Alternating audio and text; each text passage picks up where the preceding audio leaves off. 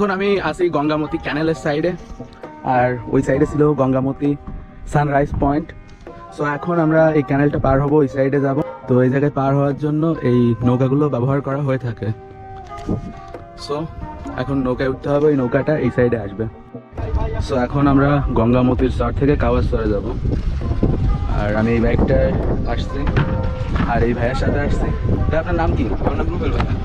তো এই আমার সামনে দেখা যাচ্ছে কাঁকড়া দৌড়াচ্ছে, তো আবার গর্তে ঢুকে গেছে। এদের ভিডিও করা খুবই মুশকিল কাজ। ফাইনালি একটি কাঁকড়া ধরা হয়েছে, যদিও এটাকে আমরা আবার ছেড়ে দিব আপনাদের দেখানোর জন্য। লাল কাঁকড়া, এগুলো চোখ, সাদা দিকে চোখ, খতরনাক। এটা আপনার ওই ছেড়ে ভিডিও করেন। তো এদিকে ছাড়লে কাঁকড়া তো হাতে দৌড়িয়ে মানে পলাতে পারবে না আর কি।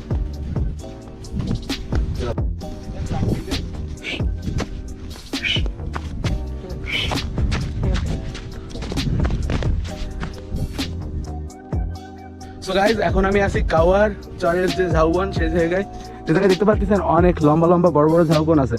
আর এদিকে হলো পায়রা বন্দর। আর গাইজ, এটা হলো কাওয়ার চরের মার্কেট। এই জায়গায় নারিকেল, ডাব, তাছাড়া বিভিন্ন ধরনের ফাস্ট ফুডও পাবেন।